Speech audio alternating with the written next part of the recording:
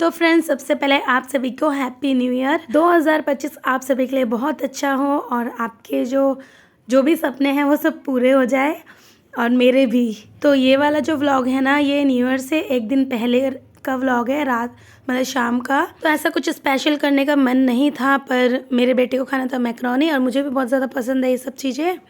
तो यहाँ पर मेरा बेटा अपना मतलब मैक्रोनी बनाने की तैयारी कर रहा है और मैंने एक तरफ चढ़ा दिया है कढ़ी और दूसरी तरफ तेल गरम करने के लिए चढ़ा दिया है कढ़ी के पकोड़े बनाने के लिए। तो ना ज़्यादा चीज़ें मैं शूट नहीं कर पाई, जो मैं कर पाई वो मैं आपसे शेयर कर रही हूँ। तो बस एक तरफ मेरा जो पकोड़े हैं वो मैंने बनाकर तैयार कर लिए हैं, अभी थोड़े से बस बचे वो बन रहे हैं। और यहाँ पर मैक्रोनी भी उबाल लिया है मेरे बेटे ने और कढ़ी भी अच्छे से पक चुका है, बस इसको तड़का लगाना है। और ये देखिए मैक्रोनी बनाने के लिए मेरे बेटे ने प्याज और पत्ता गोभी डाल दिया है फ्राई करने के लिए। और मेरी बेटी यहाँ पर मैक्रोनी खाने के लिए एकदम एक्साइटेड हो रखी है, बोल रही है मैं इसी प्लेट में मैक्रोनी खाऊंगी। बच्चों को तो बस यही सब मिल जाए तो इनके लिए बहुत अच्छा हो जाता है। तो लीजिए, कढ़ी में मैंने तड़का लगा दिया है, कढ़ी बन गया है, इसमें पकौड़े डाल दूंगी। और यहाँ दूसरी तरफ बस मैक्रोनी बनने ही वाला है। तो मैं क्या कर रही हूँ, जब तक ये बन रहा है तब तक मैं अपना जो किचन है अच्छे से समेट ले रही हूँ, क्योंकि किचन एकदम फैल गया है। बच्चे किचन में काम करते ना तो ऐसे ही होता है किचन का हाल। मैं भी क्या बच्चे को बोल रही हूँ, मैं भी कम नहीं हूँ, मैं तो कभी कभी इससे भी बुरा हाल कर देती हूँ किचन का।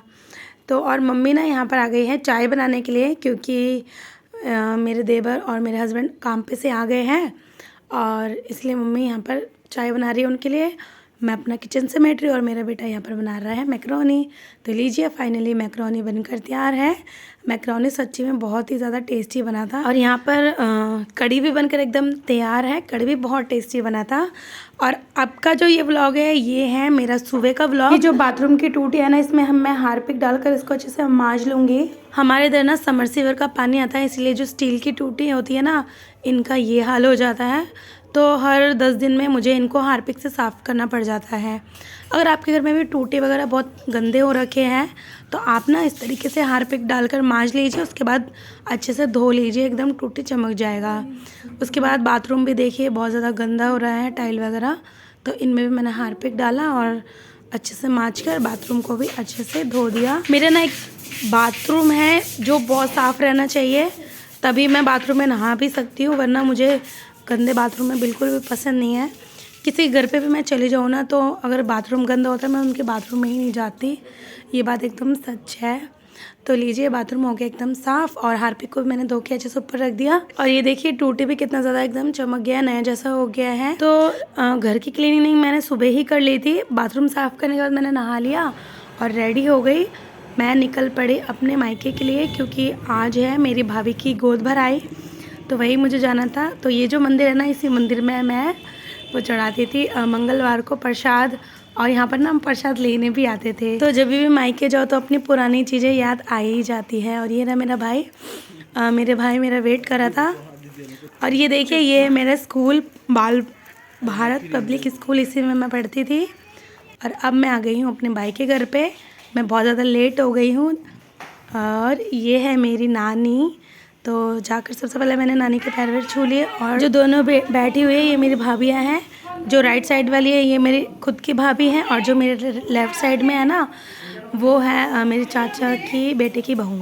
और ये है मेरी चाची। चाची बोल रही है तुम इतना लेट आई हो, हैं, चिल्ला रही थी मुझ पे। और देखा आपने, मैंने चाची के पैर छू और चाची ने मुझे घूसा मारा। चलिए कोई नहीं, इसी में ही प्यार छुपा हुआ है। और उसके बाद मैंने हाथ धोकर आकर खाना खाया। खाना वाना बन चुका था, ये दोपहर का खाना था और रात का खाना भी बनेगा। तो पहले मैंने खा लिया और फिर बाद में जो मेहमान आए थे उनको मैंने खाना दे दिया।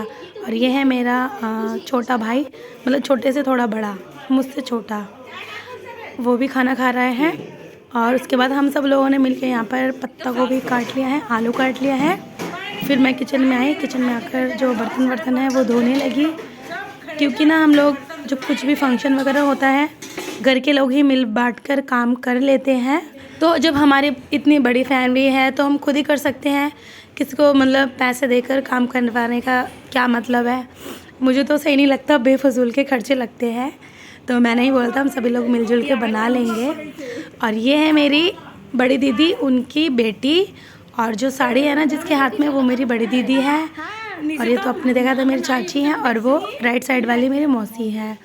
तो ये वाली साड़ी मैं ही लाई थी, मौसी निकाल कर देख रही थी साड़ी। तो सभी को साड़ी बहुत पसंद आई। आपको कैसी लगी कमेंट बॉक्स में बताइएगा।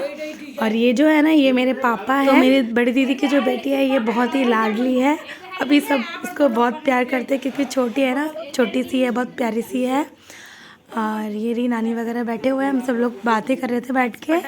और अब शाम को डेकोरेशन चालू हो गया था बेबी शावर का, तो मेरे भाई ने ही करा है ये डेकोरेशन। और यहाँ पर जो बड़े बुजुर्ग होते हैं वो लोग गाना वाना गाते हैं, वो लोग गा रहे हैं। और ये जो येलो जैकेट वाली है ना, ये मेरी छोटी बहन है। और ये ब्लैक सूट वाली मेरी चाचा की लड़की है। तो मैंने अपनी फैमिली से आपको मिला ही दिया। और अब बचे थे मेरे नाना, तो ये है मेरे नाना नानी खड़े होकर फ़ोटो खिंचवा रहे थे। उसके बाद जो खाना है ना, ये थोड़ा सभी लोग खिलाते हैं, तो सभी लोग खाना खिला रहे थे, फिर मैंने भी खिलाया। तो इसे करने के बाद बारी थी डांस करने की, तो सभी ने खूब डांस भी किया। गाना भी बहुत अच्छा था और ये लोग खूब अच्छा डांस भी कर रहे थे। पर चाहते हुए भी मैं गाने डाल नहीं पाई क्योंकि कॉपीराइट क्लेम आ जाएगा, तो इसीलिए मैंने म्यूज़िक डाला। मैं भी डांस करूँगी, तो आप लोग पहले डांस देख लीजिए।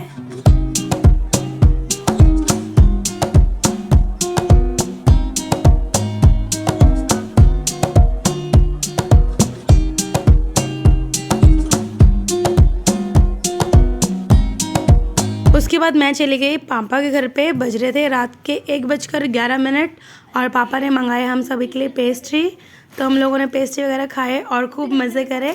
चलिए मिलते हैं अब नेक्स्ट व्लॉग में। Bye bye, take care.